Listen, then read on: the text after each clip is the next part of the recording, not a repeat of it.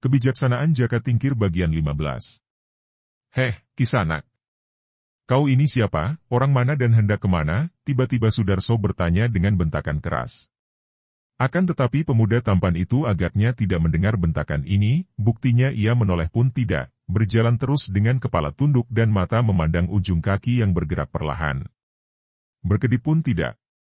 Walah, kiranya dia tuli, kata Ki Wila. Masa iya? Orang-orang bagus kok tuli. Coba ku coba dia. Ki Wuragil berjalan mendekati pemuda aneh itu, setelah tiba di dekatnya lalu membentak. Hordah! Hore! Badala! Bleng! Ki Wuragil terhuyung mundur, sambil menutupi kedua telinganya. Loh, bagaimana paman, berhasilkah? Tanya Ki Wila. Ki Wuragil menggoyang-goyang kepala. Aduh, bukan dia yang kaget, malah aku sendiri kaget setengah mati. Telingaku sampai mengiang-iang mendengar suaraku sendiri. Sudarso sudah tak sabar lagi. Ia melangkah lebar menyusul pemuda itu, lalu ditariknya lengan kanan pemuda itu sambil dibentaknya. Heh, orang tak tahu aturan. Kau ini siapakah begini sombong? Tentu kau bermaksud buruk datang ke tempat ini. Pemuda itu kaget dan kelihatan seperti orang baru sadar dari tidurnya. Seakan-akan ia tadi tengah bermimpi dan kini dibangunkan orang dengan paksa. Ia berhenti berjalan dan mengangkat mukanya menatap wajah orang yang membentak dan memegang lengannya. Sudarso sampai menyipitkan matanya karena silau bertemu pandang dengan mata orang itu yang seakan-akan mengeluarkan cahaya berapi. Orang kasar, aku tidak mengganggu siapapun juga. Kenapa kau menghentikan perjalananku? Pemuda itu bertanya, suaranya halus akan tetapi mengandung wibawa besar dan penuh teguran. Sudarso naik darah. Heh, kau orang tak tahu aturan. Kau bukan orang sini, sikapmu mencurigakan, ditanya secara halus tidak menyahut, sekarang bersikap sombong kepadaku. Kau tentu bukan manusia baik hati, maka sekarang ini lebih baik kau pergi dari sini, kembali ke tempat asalmu, jangan memasuki kampung kami. Pergilah. Wajah yang tadinya agak pucat itu kini menjadi merah, menambah ketampanannya dan mata itu berkilat menyambar ke kanan kiri, melihat betapa Sudarso dan 4 orang kawannya sudah menghadapinya dengan sikap menantang. Hanya 2 orang lain, yaitu Ki Wila dan Ki Wuragil, yang berdiri di belakang, kelihatan takut-takut. Siapa pernah melarang orang melalui jalan? Apakah kalian ini perampok? Kata pemuda itu. Kurang ajar. Malah berani memaki kami perampok, bocah. Apa kau berani melawan aku? Sudarso menantang. Pemuda itu mengedikkan kepala dan membusungkan dada, keningnya berkerut. Aku tidak mencari musuh, akan tetapi kalau kau hendak mencoba-coba, majulah. Bagus. Agaknya kau memiliki sedikit kepandaian untuk modal kesombonganmu. Awas, lihat pukulan. Sudarso lalu menerjang maju dengan gerakan yang cepat dan kuat, pukulannya menyambar, kanan-kiri susul-menyusul. Namun pemuda itu dengan amat tenang menggerakkan kedua lengannya ke depan, tanpa memindah kedua kakinya dengan enak saja, ia menangkis setiap pukulan yang datang. Hebatnya, tiap kali lengan 2 orang ini bertemu, Sudarso merasa seakan-akan tulang lengannya bertemu dengan linggis, membuat ia meringis kesakitan dan tak lama kemudian kedua lengannya sudah matang biru. Sementara itu, Ki Wila dan Ki Wuragil yang melihat bahwa pertandingan ini hanya bersifat mengadu kepandaian membela kebenaran sendiri-sendiri, menonton dengan lagak orang menonton adu jago. Sebentar lagi Sudarso pasti menang, kata Ki Wuragil. Tidak bisa. Orang muda dan tampan itu yang akan menang, bantah Ki Wila. Hayo kita bertaruh, tantang Ki Wuragil. Baik, aku pertaruhkan ikat kepalaku. Boleh, ku pertaruhkan ikat pinggangku. Apa, ikat pinggangmu yang butut dan berbau tengil itu? Cela Wila. Adu-adu kemakinya, lagaknya. Ikat kepalamu itu pun butut dan banyak tumanya, kutu rambut. Menghadapi kedigdayaan pemuda tampan itu, Sudarso benar-benar tidak berdaya. Belum dibalas, baru ditangkis saja ia sudah hampir tidak kuat lagi kedua lengan tangannya sakit-sakit semua. Selagi ia ragu-ragu untuk menyerang terus, pemuda itu sudah bersumbar. Orang muda, hayo keluarkan aji kesaktianmu. Atau kalau kau belum puas, ajaklah kawan-kawanmu itu maju mengeroyok. Panas perut Sudarso disumbari demikian itu. Babo-babo, sumbarmu seperti menghancurkan gunung. Kau yang menantang, bukan kami yang mengeroyok.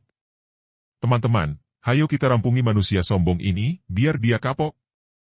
4 orang kawan Sudarso yang tadi dengan hati panas melihat Sudarso tidak dapat menang segera menerjang maju dan mengeroyok pemuda yang tampan, aneh dan sakti itu. Melihat ini serentak Ki Wila dan Ki Wuragil ribut-ribut. Ah, rusuh! Rusuh! Mengapa keroyokan? Ki Wuragil mencela. Curang! Memalukan! Ini bukan adu kepandaian namanya. Berhenti! Berhenti! Sambung Ki Wila. Akan tetapi mereka yang bertanding mana mau mendengarkan teriakan-teriakan 2 orang itu. Pemuda itu bagaikan seekor banteng terluka mengamuk, dikeroyok 5 masih tetap memperlihatkan keunggulannya. Gerak-geriknya gesit bagaikan seekor burung walet dan pukulannya amat keras dan ampuh. Waduh, celaka. Mari kita laporkan kepada Mas Manca, kata Ki Wuragil. Betul, hanya Mas Manca yang akan sanggup melawannya. Maka berlari-larilah 2 orang menuju dusun yang tak berapa jauh letaknya. Terengah-engah mereka mendapatkan Mas Manca yang sedang duduk seorang diri di depan pondok Kiai Buyut Banyu Biru. Paman Wuragil dan Kakang Wila, kenapa kalian berlari-lari seperti dikejar harimau? Tanya Mas Manca tenang karena ia tidak menyangka sesuatu yang hebat, maklum bahwa 2 orang ini memang sudah biasa berkelakar. Celaka, Dimas Manca, celaka besar, Sudarso dikeroyok. Hus, bukan dikeroyok, malah mengeroyok bodoh. Ki Wuragil membentak keponakannya yang keliru melapor saking gugupnya. Oh ya, betul, dikeroyok, ulang Ki Wila. Tolol. Mengeroyok, bukan dikeroyok, tukas Ki Wuragil. Ya betul, kan, ada yang mengeroyok tentu ada yang dikeroyok. Masa ini salah? Bantah Ki Wila. Mas Manca tersenyum. Kakang Wila, siapa itu yang dikeroyok dan siapa pula yang mengeroyok? Sebelum Ki Wila menjawab, takut kalau keliru lagi laporan keponakannya, Ki Wuragil cepat menceritakan kejadian itu. Sekarang pemuda tampan dan gagah itu dikeroyok 5, dia gagah sekali, agaknya hanya kaulah lawannya, katanya sebagai penutup. Mendengar bahwa saudara-saudara seperguruannya berkelahi dengan orang dikdaya, Mas Manca tak sabar lagi. Tubuhnya berkelebat dan sebentar saja lenyap dari depan 2 orang itu, demikian cepatnya ia meloncat dan berlari cepat, pergi mengejar ke tempat perkelahian. Ki Wuragil dan Ki Wila saling pandang dengan bengong dan kagum. Baru mereka tersentak kaget ketika tahu-tahu Kiai Buyut Banyu Biru keluar dari pondok dan menegur mereka. Wuragil dan Wila. Kalian ini bengong terlonglong di sini ada apakah? Aduh, ribut, Paman Kiai. Ribut-ribut telah terjadi di sana. Ketika kami pulang dari sawah, di tengah jalan kami bertemu dan seorang pemuda aneh yang tampan dan gagah perkasa. Sekarang Sudarso dan 4 kawan lain mengeroyoknya, malah Mas Manca juga sudah terbang ke sana, kata Ki Wila. Masa orang bisa terbang, memang Mas Manca bersayap. Ki Wuragil mencela. Habis, larinya begitu cepat seperti terbang saja. Kiai Buyut Banyu Biru tersenyum. Kalau kawan-kawanmu mengeroyok, kenapa kalian malah berada di sini? Apa kalian tidak ikut mengeroyok? Mengeroyok bukan perbuatan gagah, amat memalukan, kata Ki Wuragil, yang dibenarkan oleh Ki Wila. Berkelahi kok keroyokan. Sudah hamba cegah, Paman Kiai, akan tetapi mereka tidak mau mendengar bujukan hamba. Dengan masih tersenyum Kiai Buyut Banyu Biru mengangguk-angguk kepalanya. Kalian berdua lebih gagah daripada Sudarso dan lain-lain, karena lebih tinggi pribudimu, maka kelak kalian juga menerima kemuliaan yang lebih daripada mereka. Wuragil, Wila, mari antarkan aku ke tempat itu, jangan sampai timbul hal-hal yang tidak baik. Kiai Buyut Banyu Biru yang sudah tua itu berjalan dibantu tongkatnya, terbungkuk-bungkuk. Akan tetapi anehnya, Wuragil dan Wila harus setengah berlari-lari untuk dapat mengiringkannya. Sementara itu dengan hati marah karena saudara-saudaranya kalah oleh seorang pemuda asing, Mas Manca berlari cepat sekali. Tiba-tiba ia melihat 5 orang saudaranya itu berlari-lari dari depan dan setelah dekat ia melihat mereka itu mengaduh-aduh sambil berlari-lari, benjol-benjol dan matang biru. Kenapa kalian lari, mana manusia sombong itu? Tanya Mas Manca. Aduh, Dimas Manca, balaskanlah penghinaan yang kami derita. Orang itu benar dikdaya, kami berlima bukan lawannya.